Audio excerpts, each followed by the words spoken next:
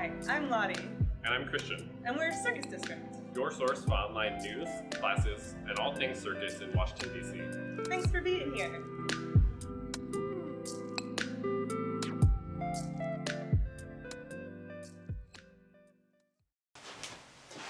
Hey everyone, Christian here to provide your most formal introduction to the Circus District YouTube channel. I want to let you know up front that this video may contain coarse language. It also includes discussions about sexuality and gender identity, which I hope will inspire conversations in your own household. We know that the DMV circus community is kind, loving, and respectful, and we wish to keep it that way on our YouTube channel. If you wish to continue with subtitles, please click the CC button on your video screen right now. With that, please enjoy the video. So hello everyone, and welcome to the Pride Month interview series for the Circus District. We are so happy to have an extremely talented cast of circus humans joining us for these discussions. This series is meant to highlight the multifaceted LGBTQIA+ community of circus artists in the DMV and to illustrate that pride is not a static concept with one set definition. Pride means many different things to many different people, and we're here to celebrate that. To give you some background, if you're just meeting us, Circus District is the online circus community in Washington, D.C., Maryland, and Virginia. We provide a weekly here and now roundup of in-person and virtual circus events. We also publish regular articles on Dispatch, your source for local circus news, academics, book reviews, and more. As you watch these interviews on Facebook, YouTube, and Instagram, remember that we do actually have a real website, circusdistrict.com, where you can find plenty of local resources and information to help you along on your circus journey. You can contact us by emailing circusdistrict@gmail.com or message us on Facebook or Instagram. Just to introduce myself, my name is Christian Klock, and my pronouns are he/him. I started doing circus at age 6 when I learned to juggle and have just been blown away by where it has taken me since then. I am one of the co-founders of the Circus District and have been performing and teaching juggling full-time since 2016. I am celebrating Pride this month and also forever as a gay and queer individual. My guest today is the multi-talented, multi-instrumentalist, multifaceted, and notorious homosexual, which we'll get to that in a minute, artist C. Griffin. C has performed and produced in and around DC and Baltimore. Their recent accomplishments include appearing in the virtual production of Bushwick, I can't pronounce this, Bushwick Book Club, playing an original song based on Kurt Vonnegut's novel Timequake. They were also behind a full-fledged soundtrack for the Quark Circus production of the Zoom Circus show That Goes Wrong, which I was privileged to be a part of. C is also a driving force behind the Elvis Birthday Fight Club and America the Game Show F Yeah. Their art combines classic Baltimore camp with political commentary, queer joy, and circus magic. Hopefully that covers everything, but we'll get into more. I am so delighted to have you here for a chat. First, if you would like to introduce yourself with your name, tell us your pronouns, also where you grew up and where you're currently based, that would be wonderful. Wow, that was so awesome. Yeah, my name is C. Griffin. I use they, them, mercy pronouns. I grew up in DC, and I'm here, but I went away, but I'm here. So it's not like I just, yeah. So you shared for a moment, and as somebody who is currently talking from Boulder, Colorado, but pretending to be DC based, I understand for sure. So why don't we start with the word pride? What does pride mean to you today, and also how has that meaning evolved over time? So what it means today? Gosh, it means a lot of stuff. From a personal standpoint, it's sort of this journey of artistically, it's been this journey of going from being sort of a like sort of shit show clown to to being kind of more of a serious artist and just kind of doing a bunch of things and actually like allowing myself to be proud, to actually like take pride in like the stuff that I've done, as opposed to like because I tend to be like the, oh, well, I don't like, I have a lot of imposter syndrome that I deal with. It's like, how did I get here? Oh, well, it's just like, keep going. So, yeah. And from a queer perspective, it's also been sort of an evolution of, from kind of being, you know, coming out as genderqueer a couple of years ago, and then kind of the growth of that, and sort of like this thing of originally being like, well, I don't want to make anyone uncomfortable, so if no one gets it, like if everyone keeps doing like the like gender specific honorifics, like, hey bro, or whatever, I'll just be cool about it. And also an evolution with the name, because originally my my real name is Chris, but I just kind of shortened that as the letter C, and then also just kind of took on C as in travel the world in the seven, um, to combine everything. Because I was also doing drag under the name of Lucretia Bloja,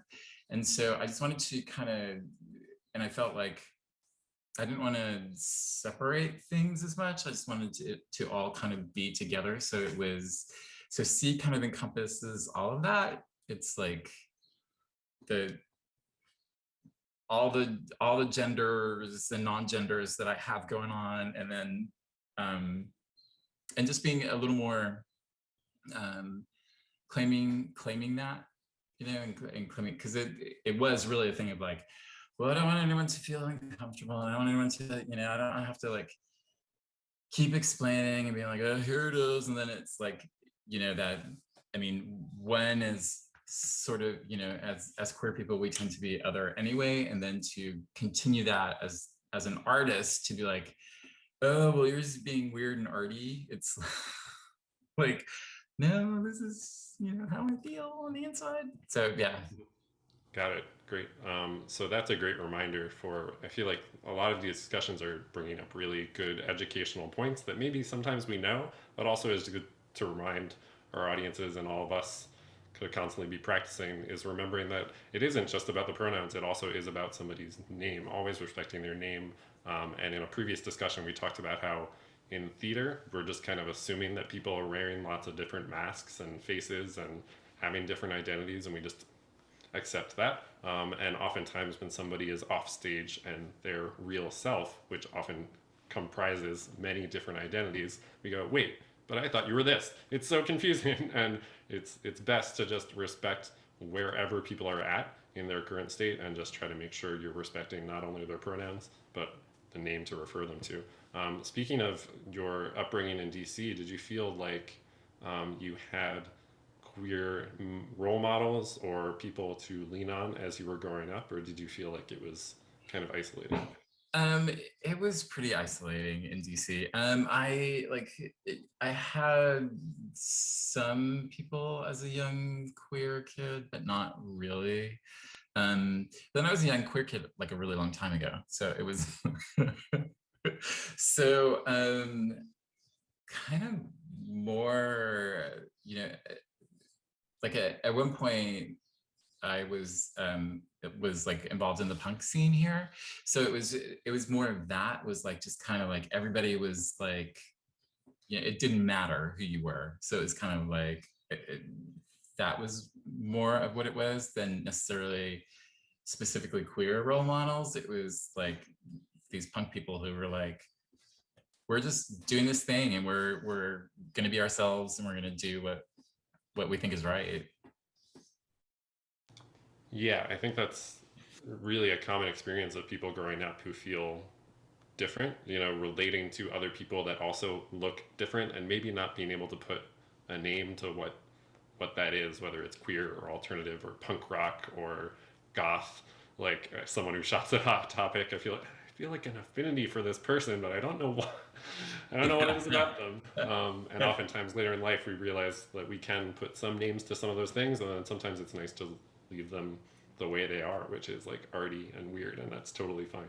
Um, so you also have a lot of background in music, and I've just been so impressed by like the work you've been doing in creating original songs, and particularly creating original songs that are specific to a certain performance and theme, whether it's a book club or a circus production.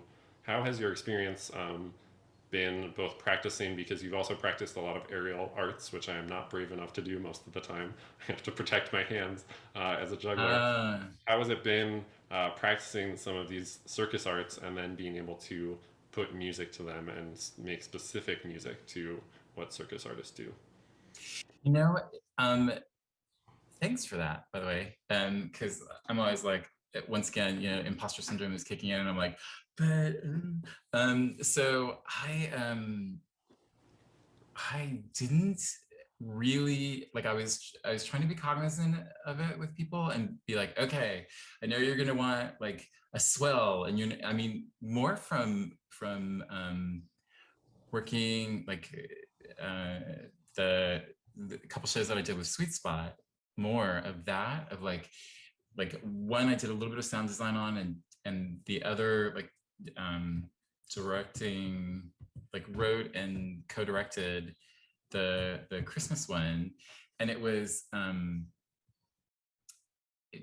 more from those conversations of like, okay, what are you looking for? Like and there was like swells and like, spinny stuff. And so I was just trying to put that in as much as possible, but it was really just kind of like, okay, this sounds cool, and then this sounds cool, and okay, these two cool things go together, and I need like 3 minutes worth of that, and you know, it was more based on like what people like. I talked to everybody, and it was more based on like length of like what how long does it need to be, and what are some of the elements that need to go into it.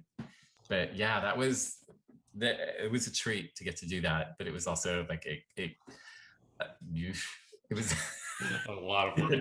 it was a lot of it was a lot of work, and it was a lot of tech stuff that just didn't work. And so it was like I was like, it was so lo-fi, and I was just like, this is like, I'm sorry, here's this like thing I did on my like old cassette recorder, there you go. And I feel like as any like circus artist right now, or any artist who hasn't been a social media influencer or a YouTube personality, is learning in the past year. It's like a trial by fire, and sometimes it really is just like, just put it out there. Like Yeah. however you can get it up onto this screen, into this box, into people's ears, is sometimes Yeah. the best You way to do, do it. you do such an amazing job of editing with your stuff. Oh, thanks. Yeah, hopefully I do an okay job with that during this series as well. We're all learning. I studied print journalism, so then I'm now having to do all of the technology, which I don't like. Anyway, you talked a little bit about sort of having this imposter syndrome and also growing up looking at the punk community. And I feel like you are somebody who, when I look at DC, there are a lot of DC people that create art that I'm like, it's great, it's awesome.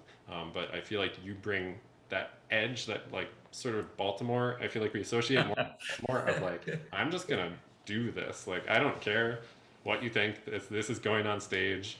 You can like it, you can hate it, like, but I'm putting it out there for the consumption, and I admire that like so much. And I remember the show we did that I think was like a podcast, and then it was also about like alien creatures. Oh, So yeah. there were a lot of like subsets of acts where there was a podcast being recorded, and also like a variety burlesque show happening in between, which again is like sort of just a show that I feel like I wouldn't expect, Cirque du Soleil to be putting on anytime soon. So it's one of the highlights of local circus is that we get to do such innovative, cool things.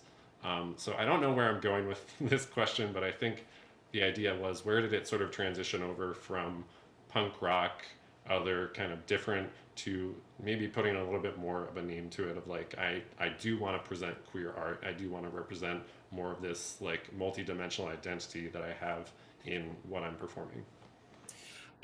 It's, I feel like it constantly sort of morphs a little bit.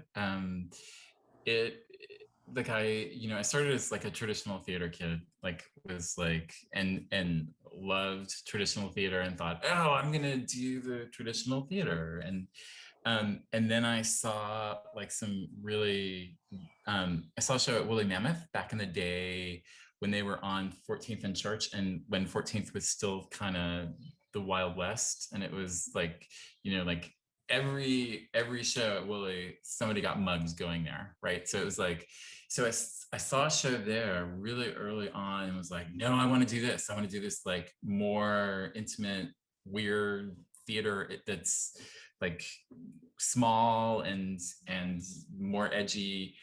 And then for a while I was part of a company called Cherry Red that did like really punk rock, like subversive, perverse theater, very like in your face.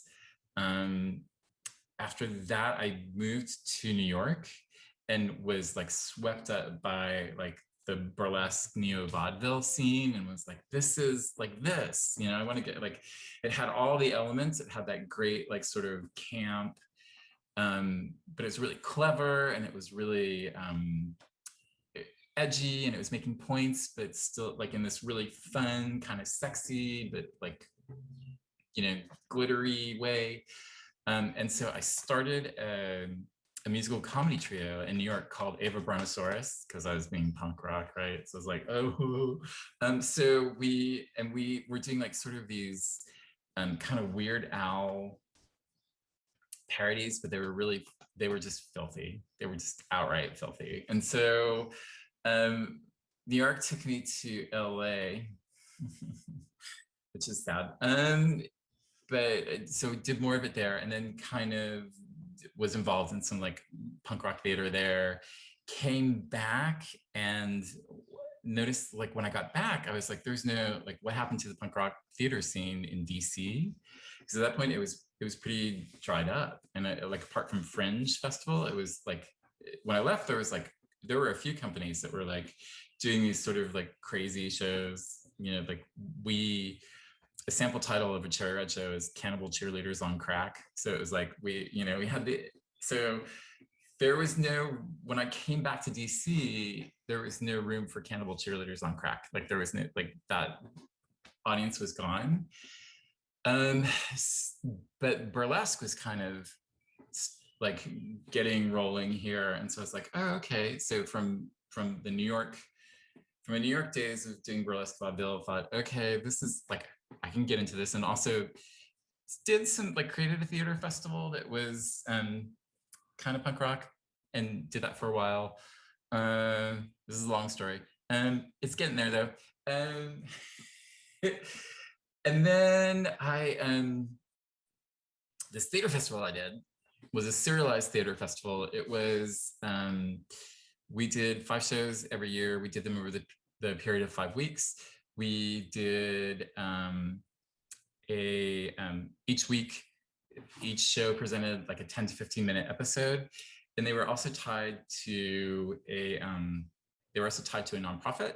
So the audience would vote for their favorite show. And at the end of the night, we would distribute monies from the door based on the vote to the nonprofits that we're tied to. And I'm still good. Because it's all going to tie together, I swear. So when I finished that, it was like 5 years of like, that was pretty much all I could do, is a full-time job apart from my full-time job. I said, okay, I'm done, handed it over to someone, and then just kind of was like, okay, universe, like what are we doing? What's going to happen? And so went, friends of mine who did a podcast called the Jellyvision Show, were like, hey, we're going to go up to New York and we're going to do this thing, the Bad Theater Festival. Do you want to go with us? And I was like, yes, everything about that says yes. So I went up and I did a show with them. And then the next day I decided, oh, I'm going to get a rush ticket to Pippin, which was the thing that Diane Hollis from Set Droit was involved in, the circus part of it. And so I got this ticket and I was like, okay. And I'm like, walked in and was like looking for my seat. And then I was sitting 3 seats over from the conductor, like as my rush ticket. And I was like, and then as it unfolded, I was just like, this is what I really want. Like this mix of storytelling, like scripted storytelling, theater that's making a point, music, circus, and there was like burlesque elements to it. So it was just like this whole thing that I was like, this. So when I saw Pippin was when I was really like, circus, that's where I'm gonna go and bring this sort of element of all of it in. Awesome. I think that was an answer too. No, that was great. Definitely covered it. Yeah, and Pippin is an incredible show if anyone has not seen it. Yep. Here we are. It was Pippin. And you also have experience as a drag performer, which a lot of people would go like, ah, that's not circus. But we here at the Circus District love to look at other art forms and go, wait, it could be. We like to ask that question and poke the bear. So talk a little bit about what your experience as a drag performer is like, and also how it relates to circus performance. So I started doing it in the theater, like for Cherry Red, and then kept it going. Like when I was doing Everybody's Source, I was in drag for that. So and then when I came back, I was doing like sort of like kind of moved into the burlesque world. I got like I found I get bored really quickly, which is a cool thing about circus because like there's no room to be bored, right? Like you just so I was like, okay, I want to start doing other things with this. I've always kind of felt in a drag sense, I'm gonna say something really horrifyingly controversial. I am just not a fan of the RuPaul sort of drag, like I always felt like this lip syncing stuff is just nonsense. And it's like, you have this like suit of armor on that you can go do stuff with it. Don't, do your own thing. So I started doing more like sideshow, and then a little bit of when I first was thinking about circus, like the first thing that I started doing was acro, so like partner balancing. So I started doing like some partner balancing stuff, and then some sideshow, like I did some fire eating and some straight jacket escape. So yeah. Straight jacket escape, it sounds amazing. Another Another thing I haven't to do, because I already feel like if I try silks, I'm already getting tied up in a straight jacket. Silks are hard. Yeah. So much respect to anyone who is able to do any of those things, even if they're just doing drag and lip syncing. But I absolutely understand where you're coming from, because that is definitely a thing that in the circus community, I think we pride ourselves on doing it ourselves, like climbing it up ourselves, gaining the strength that we need, taking it a step at a time, and saying like, wow, last week I couldn't even do this, and now look, I can do this. It might be sloppy, but like I'm going to clean it up. So that's one of the mindsets I feel like we carry over from the circus community to kind of anything else we do, which is awesome. And there's certainly, there's room for all types of drag. It's just I was never particularly drawn to the, like, singing, like lip syncing to whoever. Yeah, I understand. I totally get it. I'd rather eat fire. Could you talk a little bit about maybe just the general system of like producing shows and performing shows in Washington, D.C.?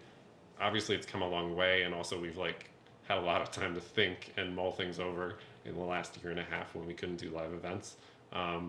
So what do you hope to see as we are coming back to maybe live performing, or even continuing to do virtual performances, in terms of changes to accommodate more queer people, people of color, etc.? Like what has this world done well, and also what do you think it can do better going into the future? I think particularly with online performance, it kind of, although I know that, like broadband access is an issue, but I think that it's made it a little more democratic. It's made it a little more like it's given more people a platform to be able to do stuff, which is great. I'm hoping that we can raise visibility of that with people, like any marginalized people. Yeah, DC is always such a it's so producing here is really weird because it's very much it's very commodified. It's very much like, where's your insurance and where's your business plan and where's your, like, what am I going to, like, when I was doing theater, like, people would tell me, because Hope Operas, when I did Hope Operas, it was very much everybody performed for free, and it was a way to be like, oh, I've got this cool thing that I get to do, I'm going to do it to give back. And but I have people that, like, straight up go like, this is how I make my living, and I can't do that. And absolutely respect that. But there was a lot of it, and I felt like in DC, I mean, I don't mean to, like, take people on, but I'm like, in DC, you're a professional actor, like, because there's, like, that's how you make your living, because there's, there are people, there aren't many of them who that's their thing. So it's just been more like, producing in DC is really just dealing with the business of it. I do live, actually, the Baltimore thing, and I'm working on a show right now in Baltimore, and it's just kind of, because Baltimore has that attitude of, like, somebody goes, hey, I've got an idea, and everybody's like, let's do it. So it's just very, like, Baltimore is still really, really punk rock in that way of, like, yeah, let's put on a show, let's just do this thing. Yeah, and that is like, it's interesting, like, because I've been in shows where it is like, let's just throw it together, and then I've been in shows where they're like, we got a grant to do this, and like, here's your fee, and et cetera, et cetera. And Right. both of those things are so important to moving art forward, because our goal is to make it so it's not mutually exclusive, to think like, I have this idea, I want to create this thing, and then wait, do I have to do it for free? Do I have to do it just because I love it? All of that. But I understand Right. where you're coming from in terms of, like, in DC, it can be hard to make it as a full time artist. And a lot of people, when you tell them, like, I do circus or I act or I play music full time, like, how do you do Right. that? Yeah. Yeah, it's really hard to, like, I mean, there are people who do it, but, like, so many people have a day gig, that it's just, out of necessity. Like, so it's hard to, yeah. Yeah, and so it sounds like what you're saying is, particularly for people who are new to producing or don't have a lot of resources, having institutional support and venues for those people, even if it is just, we're going to pay the cost of your theater, to give them a place to get started, would be a helpful thing in It Washington, D.C. would, oh my God, if we had, yeah. I mean, we, like, when we were doing Cherry Red, we were at this club called Metro Cafe, which I think is now a condo office or something. It was 14th and Church. It was right around the corner from Willie. So it was, and it was this great, like, just total punk rock experience. And they took, like, I think they took, like, maybe 20% of our door or something. And it was, and we had to be done by 10 because bands were setting up at 10. So it was like this great thing. And I don't see those types of venues in DC anymore. Like, I see them, in Baltimore, but I don't see that type of just, like, punk rock, here's access kind of thing in DC, sadly. Yeah, and one of the venues that I know that you performed at a lot, I also performed there a lot, was the Black Cat backstage. So that was one place where there were a lot of amazing both music shows and also lots of variety shows. The ceiling height was pretty good for for juggling. Oh, yay. And so I really missed that venue. That is one of the venues that's kind of like fell victim to the 14th Street like redevelopment, which how much value is in the properties there. Um, so, can you think of kind of moments? One of the things that I want to do in these interview series is kind of highlight how rich, maybe not always financially, but how rich culturally, and also just like for our artistic spirit, local art scenes are, particularly local circus scenes. Because earlier when you were talking about imposter syndrome, sometimes you'll go see a Cirque du Soleil show or Pippin by the Seven Fingers, and think, wow, I can't hang by one toe upside down and then switch into a one arm balance. So, like, what am I even doing? Maybe I'm just waving a ribbon around, or maybe I'm just doing some poi in this show. So, like, maybe I'm not really valid as a circus artist. So Mm. I feel like that ties into kind of how we often feel on the local level, like I'm just doing this sort of like dog and pony show. This doesn't have any value. But could you talk a little bit about some of your experiences, maybe memorable moments you had, whether it's conversations or a performance locally, that kind of helped cement that impact that those local performances actually do have? Yeah, I mean, I think also I mean, a bit of a tangent, but to go with what you're saying, of like, I found the circus community and I'm gonna just be totally a pariah in every community I'm part of right now because I'm just like, and then that community sucks because blah blah blah. And I'm not saying that at all, but I found the circus community to probably be the most supportive and welcoming community of all. Like it was just, I mean, it was crazy. It was like, and at first I was like, this is disingenuous and it like you're just blowing smoke up my butt. I don't know why, because why would you do that? But like, I started taking classes. So when I was doing the Sweet Spot shows, the one I co-directed, or maybe I can't remember. One of the shows that I did. Just to clarify, we're talking about Sweet Spot Aerial Productions, which has been Yeah.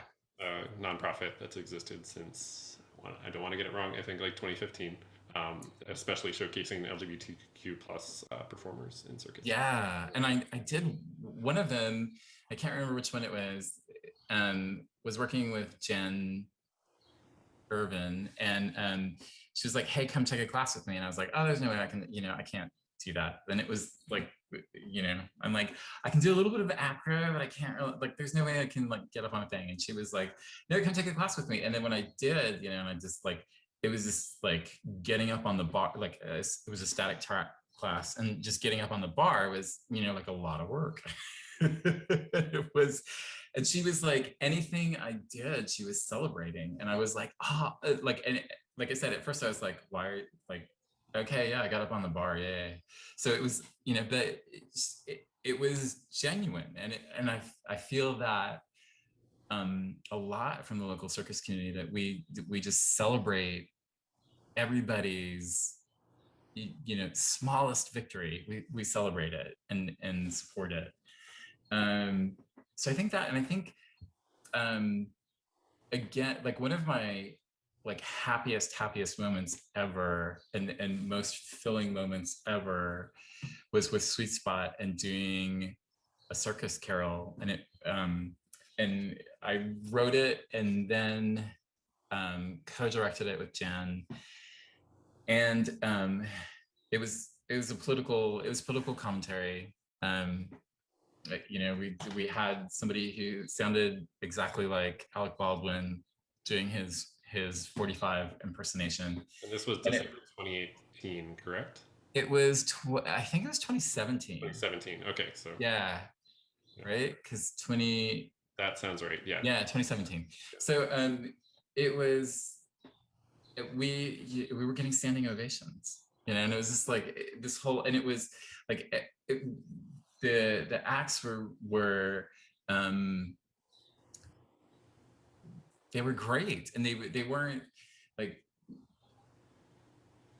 I don't know that I don't know that how to be comparative to a Cirque du Soleil, because I felt like with the parameters that we had, we were putting on that kind of show. Plus, also it had this political, like, weirdo scripted element to it. So it was, people were appreciating it. We got we got the right audiences we tapped into their feelings about what was going on, and it was such a great experience. But I would say, even with that, I would say that like Sweet Spot is pretty big and larger scale for even, like for what, like we had a big theater, we had like all those things. I love what Elizabeth is doing.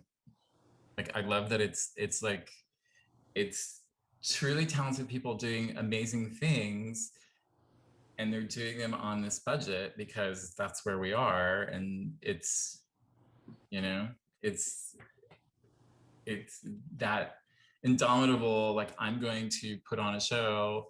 I have, I have my friends and I have the internet and I'm going to do it. And this is talking about Elizabeth Finn, who's the director of Quark Circus, which has come about in the last, I want to say, year, and also Yeah, produced a show called The Graveyard Show, which was back in late October, I October. believe. Yeah.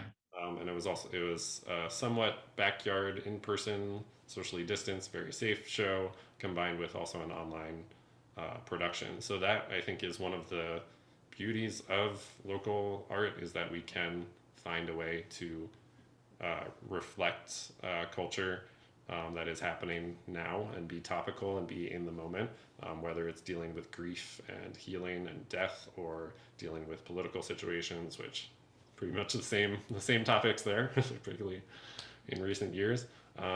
So that is one of the beauties, I think, of live local theater, is that we can get on top of those things and deal with them head on. So going into this coming year, what are you excited about in terms of what is in the works and what you get to say next? Yay. I am super excited. So last year I decided to kind of invest in myself as a songwriter and accordionista. Like I had an accordion, and I um and just in general instrumentalist. Like I kind of used instruments in the past as more of a prop. Like, I'm a performer and I know how to make this thing work, but wasn't really like super invested in actually having any musical talent. So I mean, I somewhat invested, but not like it was more like, oh, I can make this thing, and like, look at how it looks, and it's like this like cool thing. So I decided to get a teacher, and did I went online and I was like, oh, this is not what I want. I kind of want to design my own curriculum and find somebody who matches that. So I found my teacher, Susan Wong, who is um, the woman who runs Bushwick Book Club. And so got to do a couple of shows with them, and I'm getting to do a show at the end of this month, the Porch Stomp Festival in New York, which is like, it's kind of a big deal. So it's exciting to do that, and I'm excited to like do more things there. She's also a really great community builder and has built this amazing community of people. The Bushwick Book Club is it. So it's a book club, but it's everybody does. There's a book that's the prompt, and then 16 different artists create a piece based on that book, that prompt. So, and most of them are singer-songwriters, but there's also filmmakers and puppeteers and all of that. So I'm looking forward to growing with that community. Yeah, it's been pretty cool to get to be part of that. And there's like some crazily talented, stunning people in there that have like amazing portfolios, and are just like, hey, welcome. It's, really liked your song. And I'm like, I should point out that for many of us, particularly circus people, even just being able to make a sound out of an instrument is quite a lot of talent that takes, especially if it's like an oboe or something. right? Those Yeah. weird double reeded things. Yeah. So, and I think that, as I said before, like having these multiple perspectives, whether it's like growing up with campy theater in Baltimore, or circus, or drag, or just general queer unclassifiable performances, having all of those multiple perspectives really, I feel like, enriches the what you have to offer shows like this, because a lot of people don't dip their toes in all of those different places. And so I feel like that's one of the highlights of interviewing all the people that I've talked to so far, is realizing that all of the different things that make them are such a special contribution to our local DMV community. So I usually like to end this conversation talking about food. Oh yeah, okay. A little pivot there for our 2021 conversation. I would love to hear about a meal that maybe you like to sit down and eat, or also a meal that you would like to cook. Okay, well, cooking is not a specialty of mine. I so um I've been vegetarian forever and went vegan like 6 years ago. So I really pivot towards Asian food, like because it's a good um it's a good way to share food or to go somewhere where people where everybody can eat, right? And it's not boring for me. I don't have to like get like the salad and fries. Omnivores can eat whatever they're gonna eat. So I really love like Thai food. Love Thai food. And Indian food. So Excellent any choices. vegan thing there. Yeah, awesome. Do you have any favorites in DC that you want to shout out? Bow Some tie is people pretty earlier were awesome. like, I have some, but I'm not going to tell you. Right. No. Wait, let me see if I can like work this into something. Bow tie is pretty awesome. There's, actually, once again, Baltimore is a little more vegan friendly. There's an amazing place called Ekeben in Baltimore that makes like, oof, they make this amazing tofu satay that's just, yeah, it's pretty lovely. Awesome. Um, so Baltimore, Yeah. the things I have to shout out about in DC are in Baltimore. Great. That is good to hear. Because I feel like I've often, um, there are actually some wonderful producers and performers in Baltimore or DC, I slipped up, who have really like found that niche of like creating art that just says what they want to say and speaks to their identity and includes people who maybe not didn't have a place at the table to produce a show before. So I don't want to shortchange what we're doing. But also, if you are living in DC, remember that Baltimore is just, a short trip up the highway if you go at the right time at 3 in the morning. Or So, Mark Train. yeah, definitely. So, yeah, even better. Public transportation. Go support your Yeah. artists because they have such a rich history and culture and so much to offer us. Is there anything else that you want to add? Um, about Baltimore or About just general Pride Month, performing queer circus. yeah. I think that we covered it all, Great. or we covered a lot of it. Yeah, we did Um, our best. There's a lot. I know there's a whole iceberg underneath the water, but yeah. yeah, that's a lovely metaphor. Yes, definitely for the past year. Yeah. Okay. Anyway, thank you so much for joining us. I really appreciate you giving your time and all of your energy. So we look forward to your productions in the future, and we can't wait to see what's next. Awesome. Thank you, Christian. Thank you.